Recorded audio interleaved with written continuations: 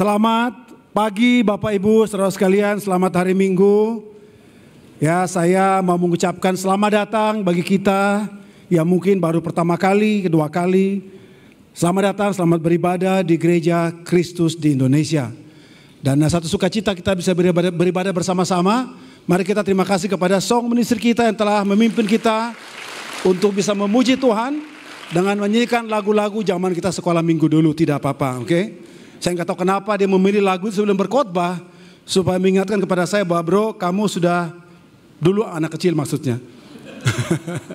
Oke, mari kita tunduk kepala dan kita berdoa. Tuhan Bapa yang baik, terima kasih untuk kebaikan Engkau atas semua hal yang terjadi dalam kehidupan kami. Kami mengucap syukur dan Tuhan senantiasa bisa bagi orang percaya merasakan, melihat, memahami akan cara kerja Engkau di dalam kehidupan kami. Bapa di surga, kami juga percaya bahwa semakin kami bertumbuh dalam usia kami jadi bisa memahami akan arti kehidupan. Kami jadi lebih dewasa, kami lebih bisa punya wisdom untuk menilai, melihat dan mempertimbangkan segala satunya. Tetapi di balik semua itu Tuhan, kami tahu wisdom yang sempurna adalah berasal daripada firman Engkau. Biarlah kami terus bisa bertumbuh dalam pengenalan kami akan firman Engkau. Dan biarlah firman Tuhan yang kami akan pelajari, dengarkan pada pagi hari ini bisa membantu kami semua makin mengenal Engkau.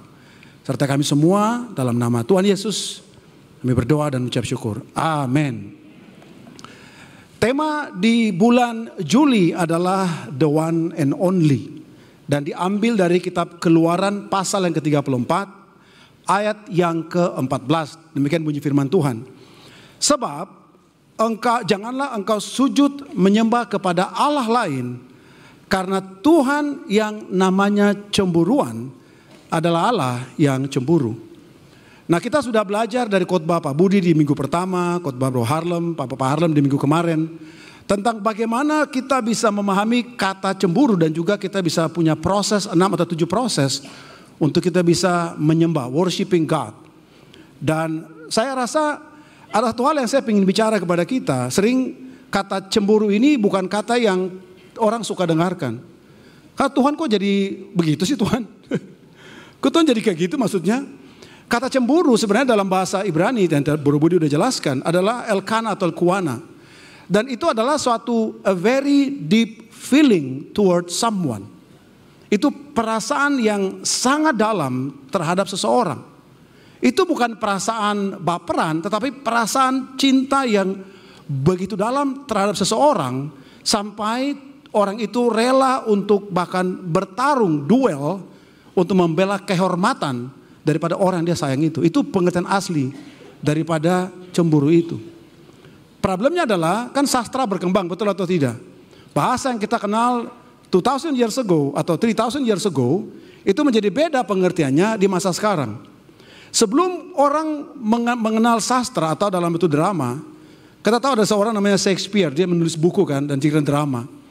Di dalam cerita Shakespeare dikatakan ada seorang yang dia itu begitu dikuasai dengan perasaan cemburu, dia kemudian membunuh orang. It's a very negative feeling.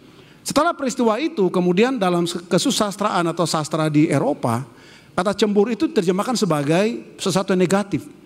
Akibatnya sampai sekarang kalau lu kok orangnya cemburuan sih. Waktu lu orangnya cemburuan sih, kita terima adalah oh itu jelek banget, itu kayak baperan, orangnya nggak punya personality dan sebagainya. But the truth adalah cemburu itu adalah is a very noble feeling. Bukan negative feeling, but noble feeling. Di mana seseorang punya perasaan yang very deep terhadap orang yang dia kasihi. Itu namanya kata-kata elkuana atau cemburu. Jadi sekarang orang terima sebagai satu pernyataan yang negatif. The truth adalah karena sastra berkembang, kata itu menjadi negatif pengertiannya. But the truth adalah pengertian yang positif. Nah, kalau kita pelajari dalam sejarah bangsa Israel, ya, ada pertama kali disebutkan dalam Keluaran pasal 34 atau sebelum juga sudah disebutkan. Tapi kemudian setelah itu generasi berganti, muncullah generasi kedua. 40 tahun setelah itu, pada tahun ke-40, bulan ke-11, hari pertama. Itulah kitab Ulangan disebutkan. Kemungkinan besar dalam satu hari, ada Ulangan pasal, ada 34 lebih pasal itu, kemungkinan besar Musa itu bicara dalam satu hari seluruh kitab Keluaran, kitab Ulangan, I don't know. Mungkin juga beberapa hari. Tetapi intinya adalah bahwa setelah 40 tahun, mereka bisa memilih nama Tuhan yang mereka ingin ajarkan kepada bangsa Israel. Mereka bisa memilih ada sekian karakter Tuhan yang mereka ingin ceritakan kepada bangsa Israel generasi kedua. Tapi kalau kita perhatikan di Ulangan pasal 4, Ulangan pasal 5, Ulangan pasal 6, pernyataan Tuhan yang adalah cemburu itu disebutkan beberapa kali. Allah yang cemburu, Ulangan 4, 23-24, Ulangan pasal 6, sama dikatakan Allah yang cemburu. Nah, kalau kita mengerti itu sebenarnya kita harus bacanya begini. Allah yang sangat dalam memiliki perasaan terhadap kamu. Sebenarnya terjemahannya betul kan? Tapi kan kita tidak boleh menginterpretasi satu bahasa, kita ganti dalam pengertian. Nanti dibilang, Alkitab dirubah oleh orang. Yang benar adalah Allah yang memiliki perasaan yang sangat dalam terhadap kamu. Kemudian Musa menjelang dia hand it over, tongkat kepemimpinan kepada Joshua, dia juga echoing the same thing. Dikatakan Allah yang dibangkitkan perasaan cemburunya oleh berhala. Jadi perasaan sayang dia kepada bangsa Israel terganggu, itu maksudnya, karena mereka menyembah Allah yang lain. Joshua 70 tahun setelah peristiwa yang Keluaran itu disebutkan, 70 tahun. Generasi ketiga. Joshua boleh mendeskripsikan Allah yang penuh dengan kemenangan. Karena kita tahu seluruh hidup dia setelah masuk tanah perjanjian dipenuhi dengan victory. Dia bisa gambarkan Allah yang penuh dengan kemenangan. Tapi ini adalah deskripsi Joshua 70 tahun generasi ketiga. Dikatakan begini. Tetapi Joshua berkata kepada bangsa itu, Joshua 24 ayat 19. Tidakkah kamu sanggup beribadah kepada Tuhan? Sebab dialah Allah yang kudus, dialah Allah yang cemburu. Jadi bayangkan ya, dia bisa punya a lot of things to describe untuk menggambarkan siapa Tuhan. Dia memilih, salah satunya digambarkan adalah Allah yang cemburu. Sebenarnya yang tadi saya bilang, kita harus buang kata negatif itu, karena pengertian kita negatif. Kalau kita baca dalam interpretasi, dikatakan begini, sebab dialah Allah yang kudus. Dialah Allah yang memiliki perasaan yang sangat dalam terhadap kamu. Itu interpretasinya. Cemburu itu negatif dalam konteks sekarang. But the true meaning adalah a very deep feeling. Nah, mengapa ini diucapkan berulang-ulang dari generasi pertama, generasi kedua, generasi ketiga. Let's go back to kejadian Keluaran pasal 32. For us to understand mengapa bisa begitu. Why itu disebutkan berulang-ulang generasi pertama, kedua, dan ketiga. Dan bahkan sampai sekarang harus masih terus berkumandang. Keluaran 32 ayat 4-5 dikatakan begini. Diterimanya itu dari tangan mereka, dibentuknya dengan pahat, dan dibuatnya daripadanya anak lembu tuangan. Kemudian berkatalah mereka, hai Israel, inilah Allahmu yang telah menuntun engkau keluar dari tanah Mesir. Bro Harlam sudah cerita tentang peristiwa ini dalam khotbah dia minggu lalu. Kita tahu bahwa tidak ada intensi yang jelek daripada bangsa ini. Mereka membuat patung karena mereka bingung, siapa pemimpin kita? Karena Musa udah pergi dan sepertinya nggak ada tanda-tanda. Dan mereka bingung ini siapa? Dan kalau mereka ada usulan, let's build the image of God. Ketika Harun melihat itu, didirikannya lah mesbah di depan anak lembu itu. Berserulah Harun katanya, besok hari raya bagi Tuhan. Dan dia sebutkan besok hari raya bagi Yahweh. Karena Tuhannya huruf besar semuanya. Jadi dia menyebut patung itu Yahweh. Dia tidak bentuk image yang berbeda. Nah, orang tanya, banyak ahli teologi berkata bahwa ketika bangsa Israel membangun lembu jantan itu, patung lembu itu, mereka ambil image daripada dewa orang Mesir. Mereka bawa dewa orang Mesir ke mereka. The truth adalah begini, kalau kita pelajari arkeologi, orang Mesir tidak menyembah image daripada hewan. Orang Mesir menyembah the living animal. They worship the living animal. Bukan gambaran atau patung daripada animal itu. Maka tidak ada gambaran lembu dalam sistem pertuhanan orang Mesir zaman dahulu. Karena yang mereka worship adalah bukan the image of lembu, tetapi the living animal yang mereka worship. Jadi dari mana bangsa Israel punya idea, let's build God dalam bentuk lembu emas itu? How come they get the idea? Okay, karena arkeologi bilang enggak begitu, dan I don't know apakah they have the answer, tapi ini adalah penggalian saya pribadi. Ini kesimpulan saya dari apa yang saya pelajari. This is my conclusion. Kalau ada sudah pernah buat begitu berarti mungkin saya belum baca bukunya. But this is my conclusion. Dalam sistem abjad orang Yahudi ada namanya filosofi. Filosofi itu berarti adalah dia very deep meaning daripada sesuatu. Mereka katakan dalam bentuk filosofi. Kata pertama dari sistem abjad orang Yahudi adalah alif. Alif itu berarti adalah the leader. Tapi karena gambarnya adalah kepala tanduk daripada lembu, makanya disebutkan sebagai kekuatan. So the strong leader adalah siapa? Dan masalah mereka lagi cari apa? Mereka cari the strong leader yang mimpin kita keluar di tanah Mesir.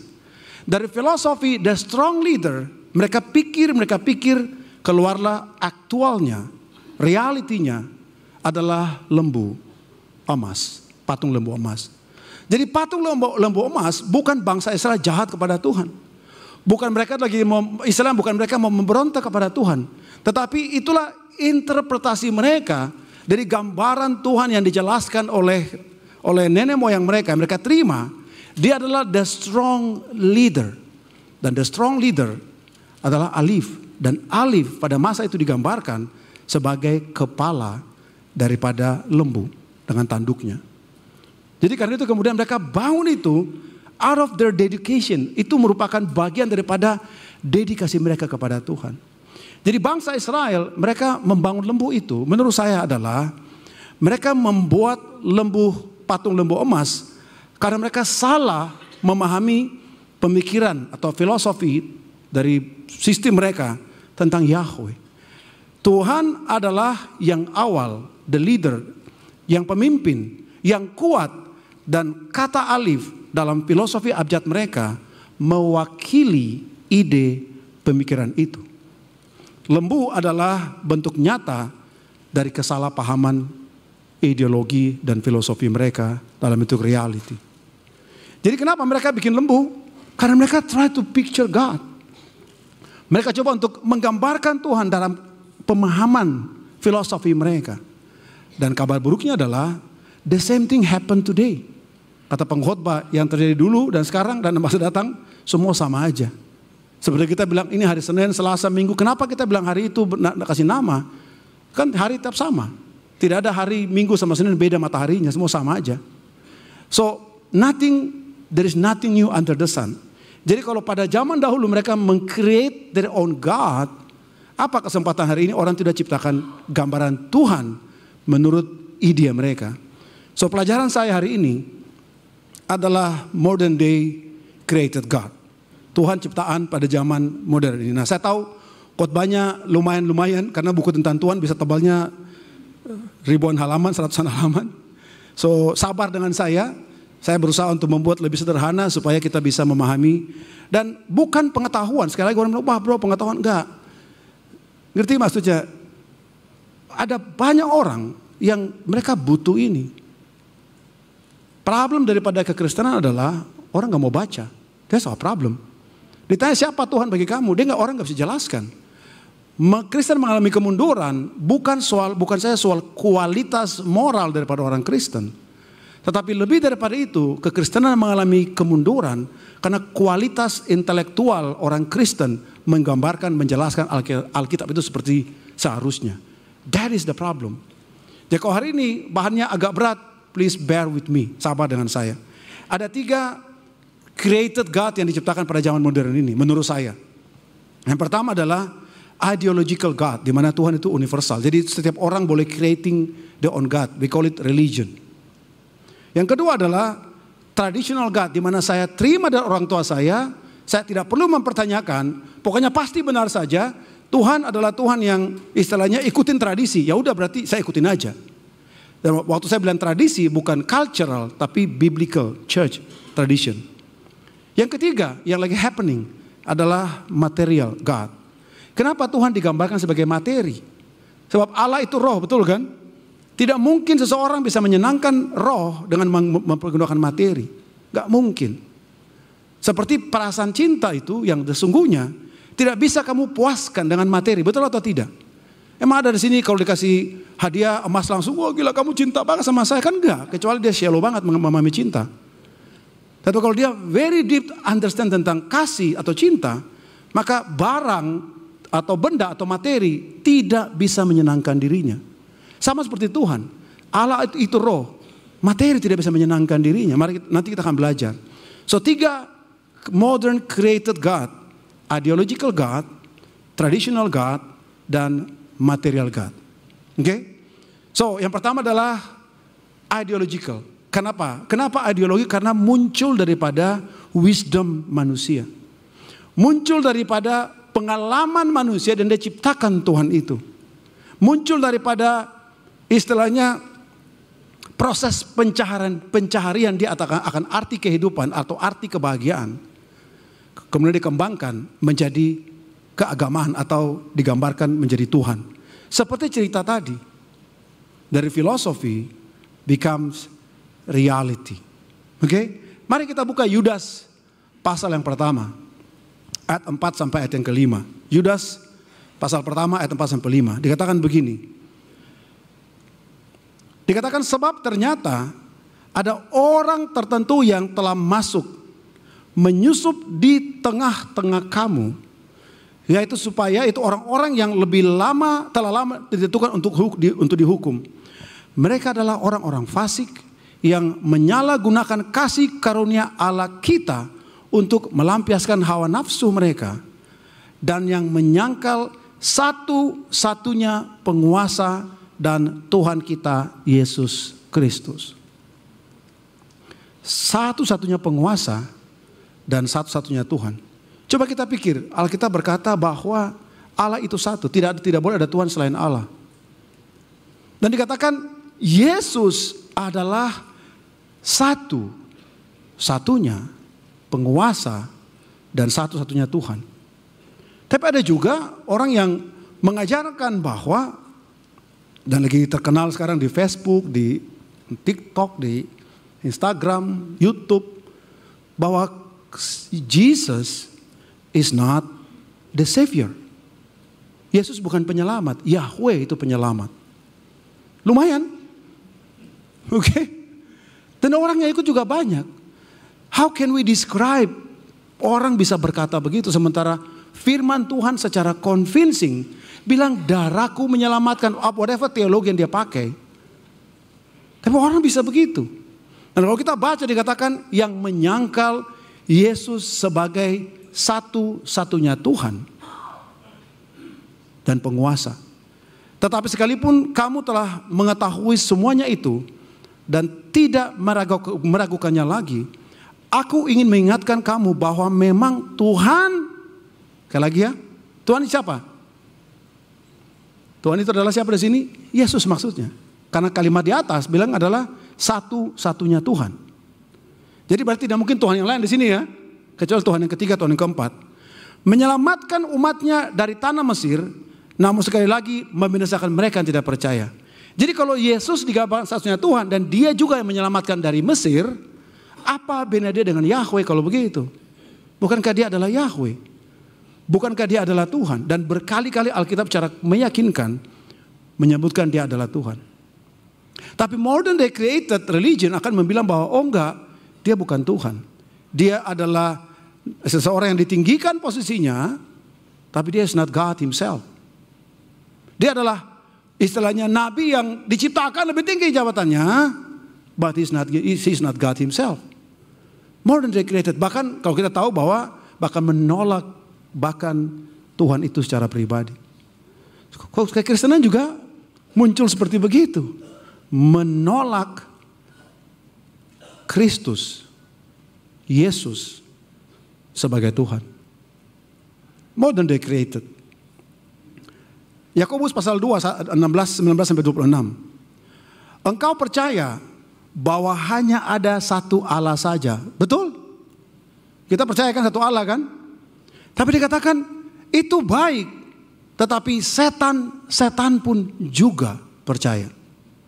Nah waktu kita bilang setan pun juga percaya, jangan melihat ke pasangan kamu. Oke, nanti pasti semua minta konseling, kasihan pendetanya. Lucunya begini, kita percaya Yesus adalah Tuhan kan? Dikatakan setan juga percaya loh. Jadi kalau modal percaya sudah cukup, setan masuk surga kalau begitu. Orang dia percaya Yesus adalah Tuhan, lebih parah lagi, dan dia gentar. Kita kagak ada takutnya, dia ada takutnya. Lucu ya, kita manusia yang terima Yesus adalah Tuhan, kita nggak ada takutnya. Sementara setan yang tidak boleh kita lihat ke kiri kanan kita juga percaya dia adalah Tuhan. Tidak berhenti di situ, dan dia percaya dan dia gemetar. Dan dikatakan dan mereka gemetar. So hari ini kan juga sama, kita ciptakan Tuhan menurut ukuran kita. Kita ciptakan modern day God seperti Tuhan yang it's okay kok. Yang penting kamu percaya aja kok, kamu diselamatkan. Yakobus ini adalah buku yang susah orang terima. Karena dia antitesis daripada grace only. Hai manusia yang bebal, maukah engkau mengakui sekarang bahwa iman tanpa perbuatan adalah iman yang kosong? Bisa kita akui itu? Bukankah Abraham bapak kita dibenarkan karena perbuatan-perbuatannya ketika ia mempersembahkan anaknya di atas mezbah?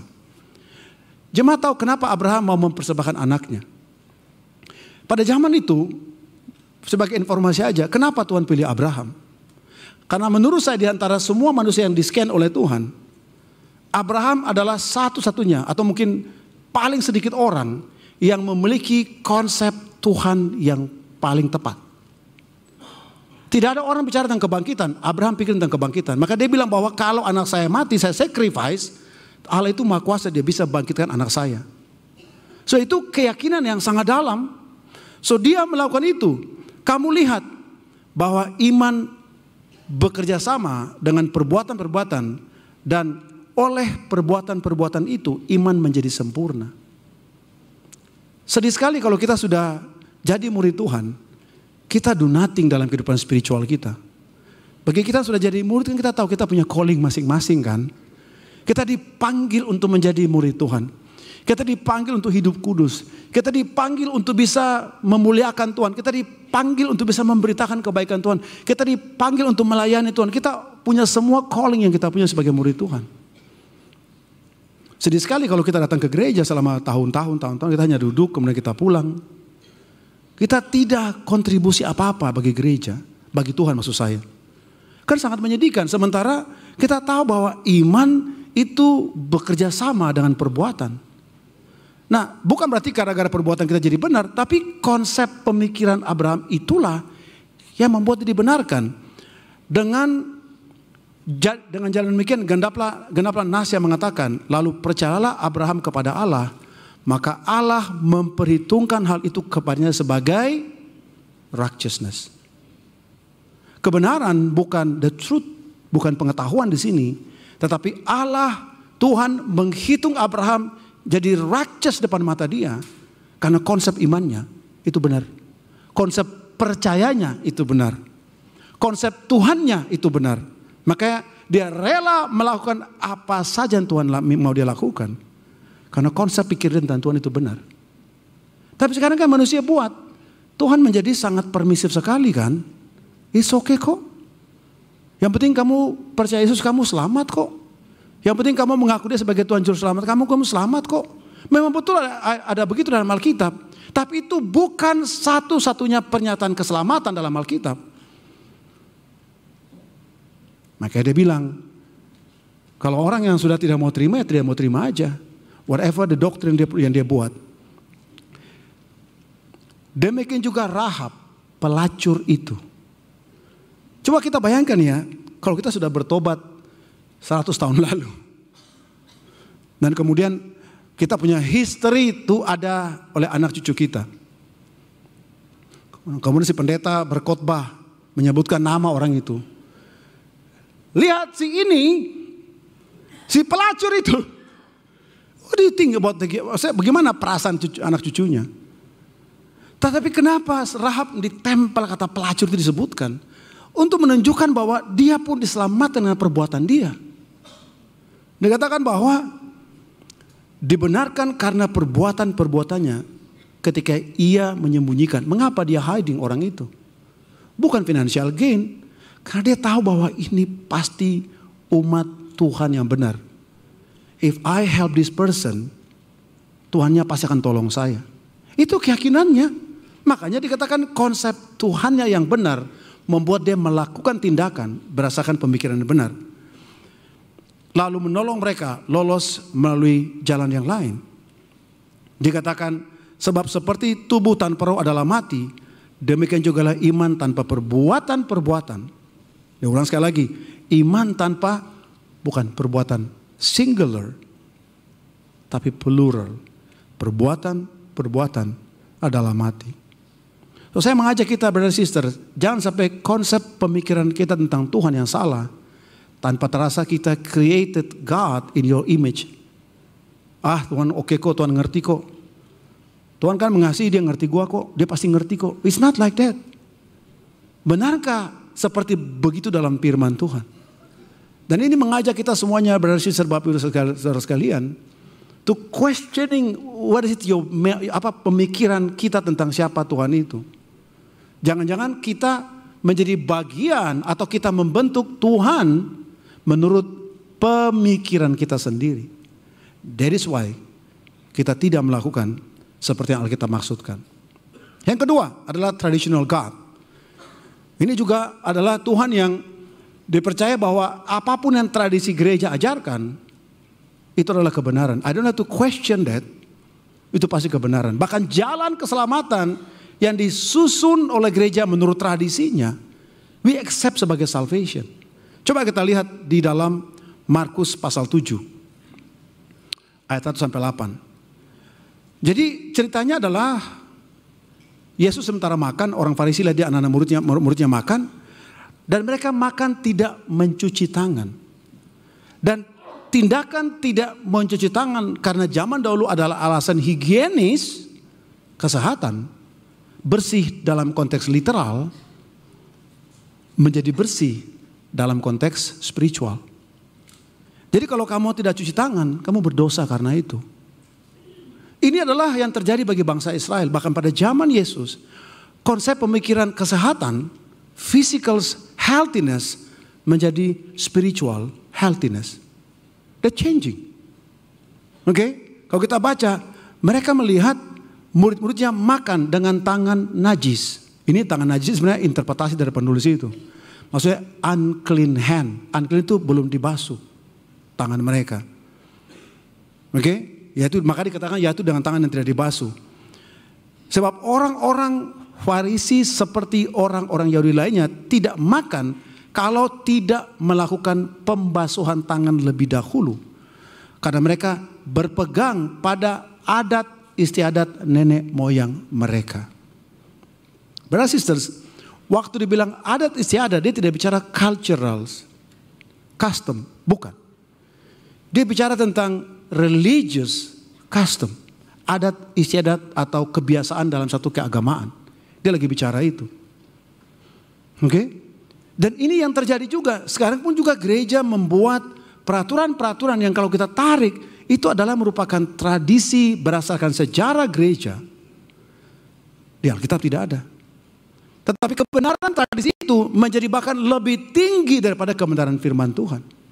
Orang bisa rela melawan firman Tuhan demi tradisi, walaupun dia tidak sadar dia melakukannya. Dalam satu pertemuan, itu terjadi sudah lama, bertemulah para hamba Tuhan di daerah Jakarta. Kemudian mereka berbicara tentang beberapa hal. Satu pendeta, dia kurang sensitif. Dia bicara tentang, kalau gereja kami, kira-kira seperti itu pernyataannya ya, kami percaya baptisan selam. Dia bicara begitu. Nah, saya tidak mau argue di sini, karena that's not my point. Saya mau cerita realitanya aja. Tiba-tiba, beberapa orang dan banyak orang berdiri sambil memukul meja. Boom, boom. Kamu jangan coba-coba bicara tentang baptisan. Kami sudah terima baptisan bahwa terserah.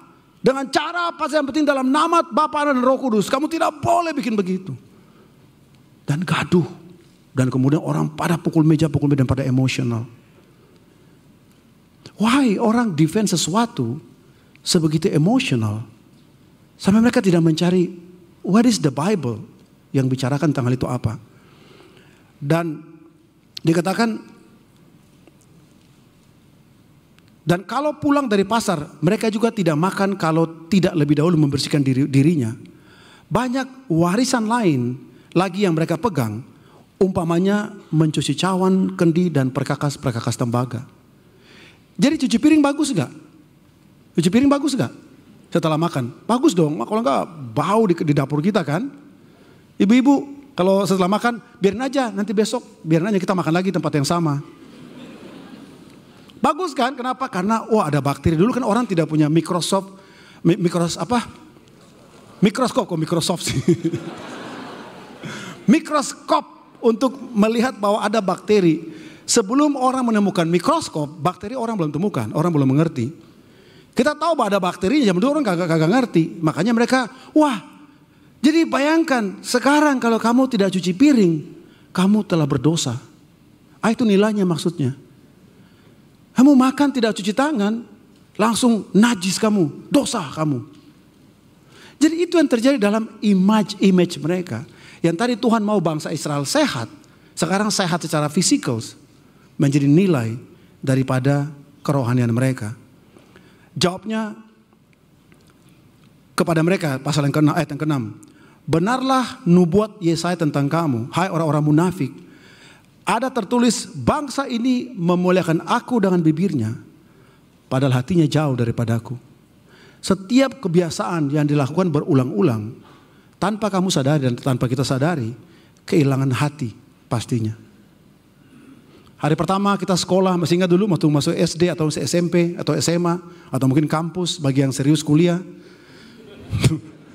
Bagian tidak serius, is a burden, penderitaan seperti cawan, tolong pindahkan cawan ini daripada aku Tuhan. Bagian serius kita excited kan, dari malam buku sudah kita ambil, kita taruh dalam tas, kita sudah excited, betul atau tidak?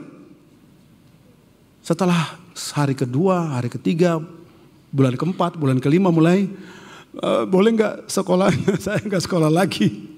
Everything yang dilakukan berulang-ulang, itu hilang spiritnya. Excitementnya hilang. Maka Tuhan bilang begini, mereka memuji aku dari bibirnya, tetapi hatinya jauh daripadaku. Jangan sampai kebaktian kita tiap minggu pun sudah jadi tradisi, akibatnya kita jauh dari Tuhan. Kita mulai terima pemikiran begini, kalau muji Tuhan harus musiknya bagus, baru hati saya tergerak, baru saya memuji Tuhan. Jadi ukuran worshiping God bukan lagi biblical context, tetapi emotional context. Kalau mimpin lagunya kurang jingkrak, saya juga bukan kurang bisa ngangkat. Ini kurang Roh Kudus di sini. Roh Kudus itu adalah waktu pemimpinnya gitu maksudnya. So gambaran kita pun jadi kacau balau. Karena the feeling becomes stronger than the logic. Oh, kalau kebaktian pasti ada 3 lagu, kita sudah hafal nih. 1, 2, 3. Khotbah yang keempat. Ketika dirubah, kenapa dirubah? Kok cuma 2 lagu, harusnya 3 dong. Sama orang study Bible kan, bagi yang sudah jadi murid kan. Kenapa dia study gereja duluan daripada study cross? We becomes custom become righteousness. Kita ukur orang harus mencari Tuhan. Misal contoh, kalau bukan mencari Tuhan ada yang salah dengan cara. Kok dia tidak tadi mencari Tuhan duluan ya? Jadi, without realizing, kebiasaan bisa menjadi truth bagi kita. Dan kita creating standard of righteousness daripada itu. Ini kan masih sederhana. Bagaimana kalau gereja berkembang sudah ada 100-200 tahun kemudian? Kita nggak tahu. Jangan-jangan kalau kamu tidak menginjil orang, kamu masuk neraka. Jangan-jangan kalau kamu tidak berbuah, kamu tidak masuk surga. Jangan-jangan. I don't know. Tapi itu yang terjadi. Maka Tuhan berkata, memuji dari bibir, tapi hatinya jauh. Percuma mereka beribadah kepadaku, sedangkan ajaran yang mereka ajarkan ialah perintah manusia. Perintah Allah kamu abaikan untuk berpegang kepada kebiasaan keagamaan. Yesus berkata pula kepada mereka, sungguh pandai, how smart.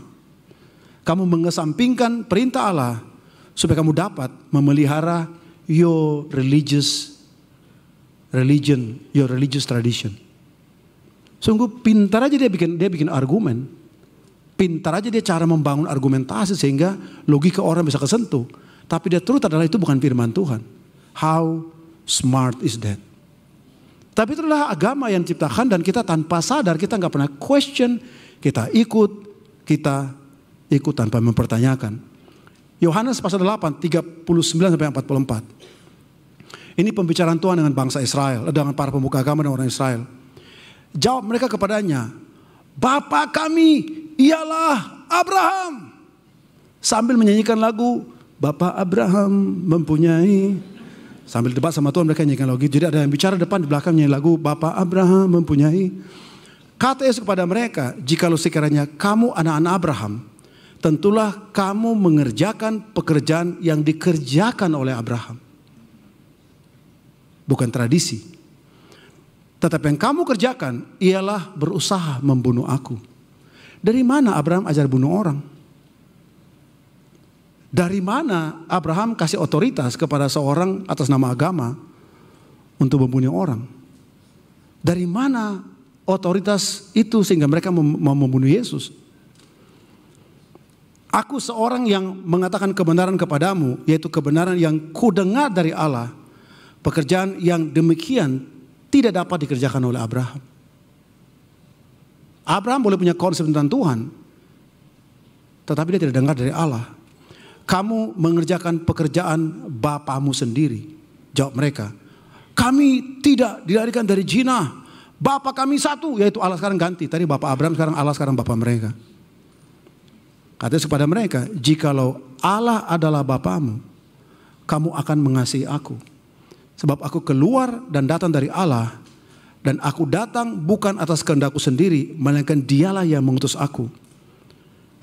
Apakah sebabnya kamu tidak mengerti my language? Don't you understand my language? Sebab kamu tidak dapat menangkap firmanku. Mengapa firman Tuhan susah dimengerti? Iblislah yang menjadi bapamu sejak semula. Jadi kalau kita baca ini sebenarnya without realizing, jangan-jangan bapak daripada tradisi adalah iblis, jangan-jangan. Saya tidak menuduh siapa-siapa. Saya bilang jangan-jangan makanya. So be very careful brother sister hari ini. Kita ikutin firman Tuhan Alkitab atau kita ikuti tradisi gereja. Okay? What do you follow?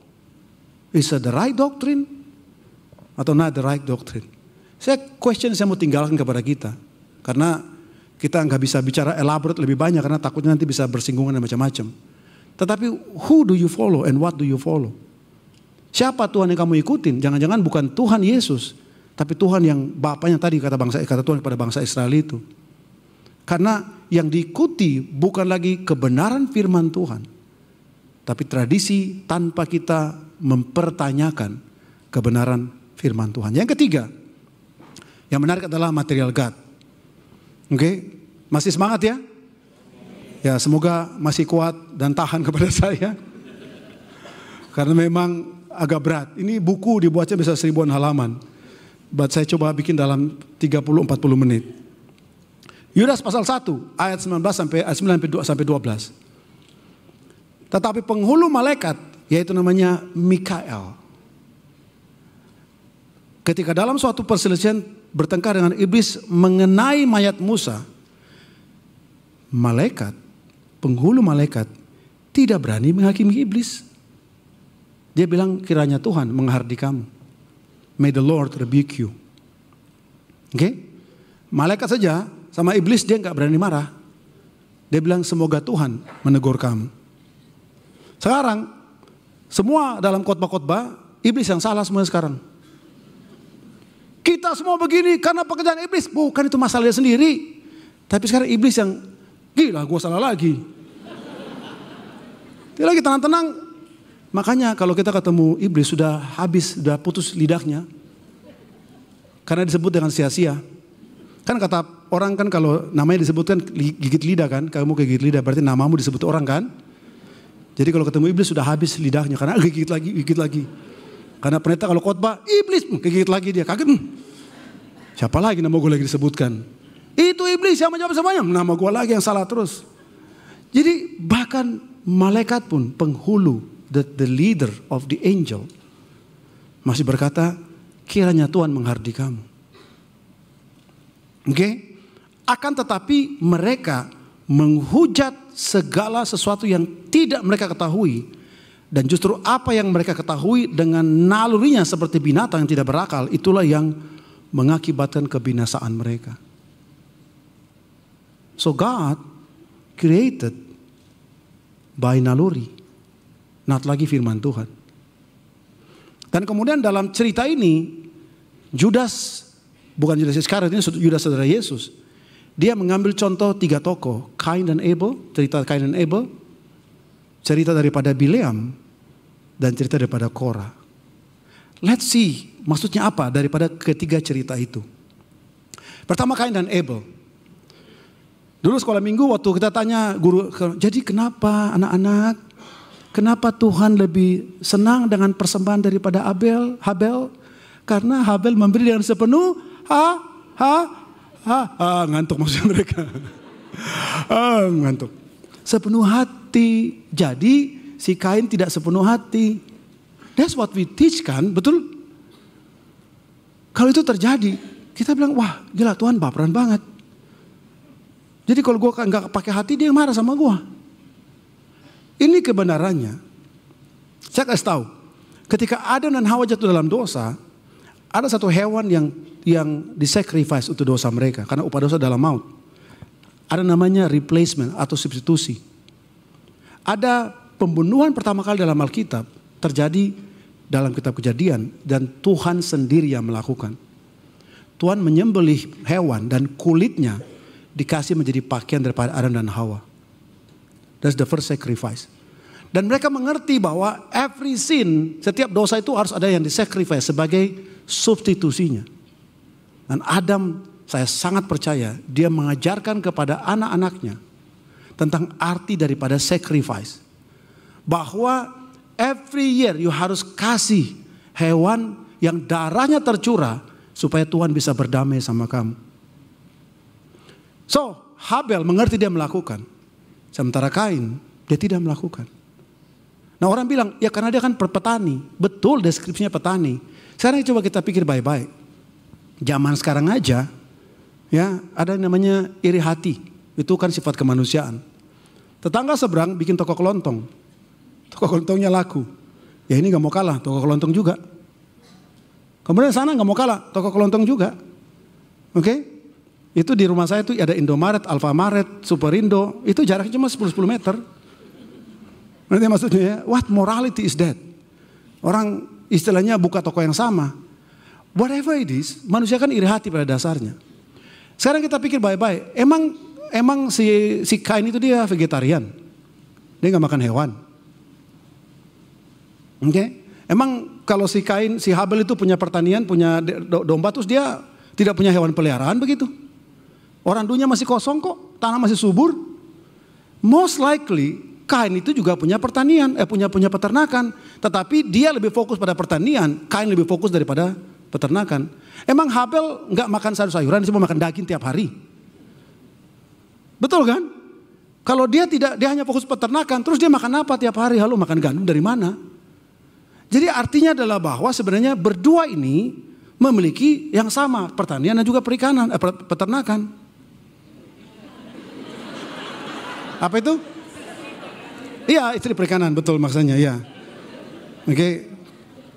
Itulah gitu kira-kira.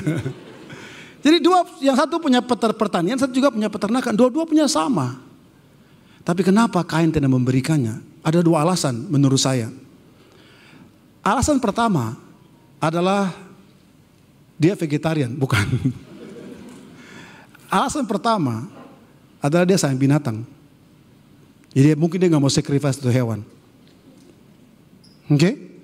Seperti kita bisa spend puluhan juta untuk bawa anjing di surgery.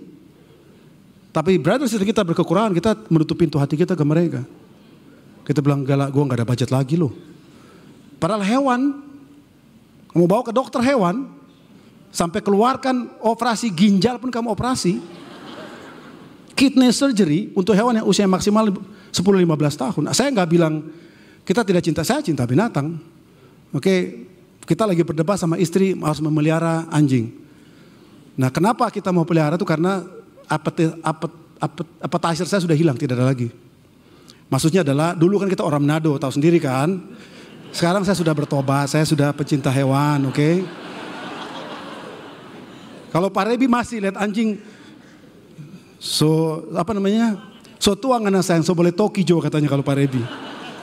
Ya, itu orang Manado lihat anjing, so besar dia, so boleh toki dia sudah begitu. Ya itu orang Manado, kalau kita enggak, oke. Bergurau.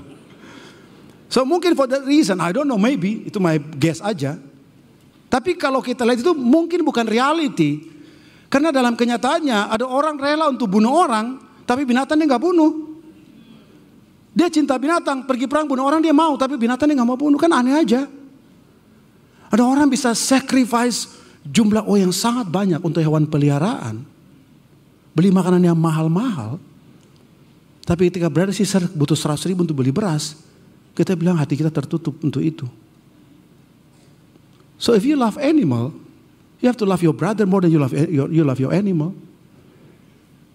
Oke? Wah lucu soal di rumah, anjing datang, kan berarti kan nggak begitu. Apa kabar bro, kan nggak begitu. Makanya kita lebih sayangnya itu daripada yang sana kan.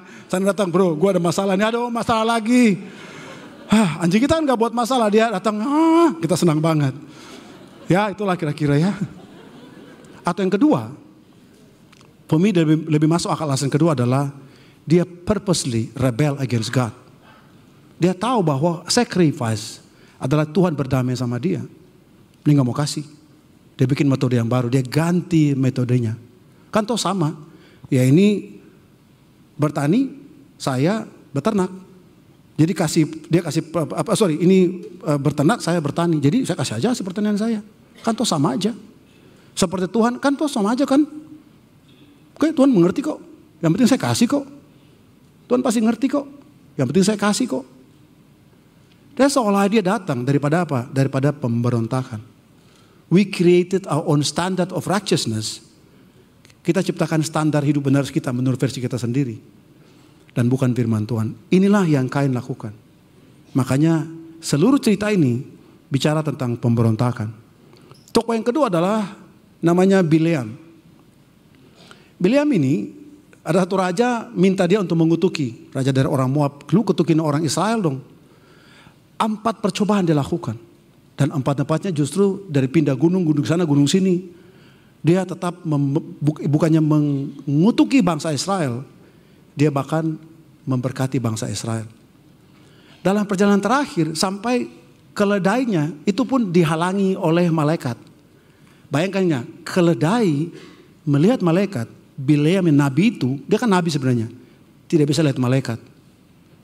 Yang dia lihat adalah kosong. Keledai belok, gak mau lewatin itu, putar jalan lain. Malaikat muncul lagi, putar jalan lain. Kesal dia si Bileam itu, dia ambil tongkat, dia pukul itu ke keledai. Sampai berubah jadi kacang kedelai. Itulah cikal bakal kacang kedelai. Bileam pukul sampai keledai berubah jadi kacang kedelai. Oke. So dia berubah. Kemudian Raja Moab bilang, udahlah. Udah, kamu pergi tanpa upah. Jadi dia disuruh pulang tanpa upah. Dia dalam perjalanan pulang, dia pikir, sebentar dulu. Ada idenya. Dia bilang, raja, ada idenya. Kamu suruh perempuan-perempuan cantik berpakaian mini-mini. Oke, menyembah dewa-dewa. Pasti bangsa Israel mereka lihat. Wah. Kamu tahu nggak? Jemaat tahu, kalau orang itu tidak kawin campur dengan orang kawin campur, mana lebih cantik dan lebih ganteng-ganteng? Kawin campur. Kalau orang menikah jaga keturunannya, wajahnya tidak berubah. Atau kawin campur, wajah menjadi berbeda. So most likely orang Moab itu cuantik kata orang Surabaya. Cuantik katanya. Dan bangsa Israel tergoda. Mereka bukan cuma having sex dengan perempuan itu. Mereka did worshiping the other God bersamaan. Hasilnya 24.000 orang mati karena itu. Siapa idenya? Bileam. Dari mana idenya? Karena uang. So hari ini money juga bisa becomes materi yang penting di dalam orang menyampaikan tentang Tuhan itu. Kemarin kita sepenta sama satu couple dan sisternya bilang begini. Mereka akhirnya memutuskan keluar dari gereja pada waktu itu dan mereka bahkan tidak ke gereja adalah begini. Gila, pendetanya khotbah, ini kata dia. Hari ini kalau kamu masih miskin, berarti kamu masih belum setia dalam memberi kepada Tuhan. Mereka berdua saling lihat-lihatan. Kita kayak masih miskin. Dan mereka gak mau gereja lagi setelah itu. Dia struggle ke gereja. Hari ini orang bilang, wah, dia tukar. God is pleased. Dia tukar daripada rohani, karena Allah itu roh. Dia tukar menjadi Allah itu materi. Jadi apa yang kamu kasih jumlahnya, bukan hatinya, menjadi penting bagi Tuhan. So Allah menjadi very materialistik sekali. Ada seorang pendeta. Dia berkata begini, when I was sitting at the plane, I was with a bunch of ungodly people. Saya dengan sekumpulan orang tidak benar hidupnya dalam pesawat. Suddenly Jesus speak through me. Saya tidak perlu sebutin namanya. Kamu itu traveling dengan ungodly people. Why? You can be effective. Dengan cara apa? You buy your own private jet. And Jesus spoke to me. Dan dia sebutin namanya. Frankie, you need to have a private jet. Jemaatnya 60-70% orang susah. They donated sampai dia punya 2 private jet. Because God speak to me. God is so materialistis. Dan lucunya orang percaya Tuhan yang begitu. When you are desperate, putus asa, Tuhan model gitu yang kamu mau. Oke, tapi kalau kita mau betul-betul cari Tuhan, there is not God. It is not God. Itu adalah material God yang diciptakan oleh manusia. Terakhir adalah Korah, adalah the leader yang dia kumpulin orang. Dia bilang, gantiin Musa. I'm wiser than him. I am smarter than him. Dan dia mau rebel against Tuhan dengan mengganti leadership. Tiga-tiganya rebellious. Semua materialistic God yang kita ciptakan sebenarnya merupakan akar daripada your own rebellion terhadap Tuhan. Pemberontakan kamu secara pribadi terhadap Tuhan. That is why you created the material God. Ini God yang hanya untuk gue bisa ngajar apa yang gue tahu. Supaya saya punya power dan saya punya kekuasaan. Hari ini kalimat yang sama daripada Keluaran 34. Ayat yang ke-14. Janganlah engkau sujud menyembah Allah lain. Karena dia adalah Allah yang cemburu. Namanya pun juga cemburu. Itu still echoing sampai hari ini. Harusnya terus berkumandang sampai saat ini. Karena dunia masih terus menciptakan image Tuhan menurut versi mereka. Kita percaya bahwa Tuhan itu tidak ideological. Bukan berdasarkan filosofi kita ciptakan Tuhan. Tapi Tuhan dari firman Tuhan. Kita percaya bahwa Tuhan itu bukan tradisional, karena what judge you and me bukan tradisi tapi firman Tuhan. Kita percaya Tuhan bukan material, karena firman Tuhan adalah berbau spiritual. God is not material, God is spirit.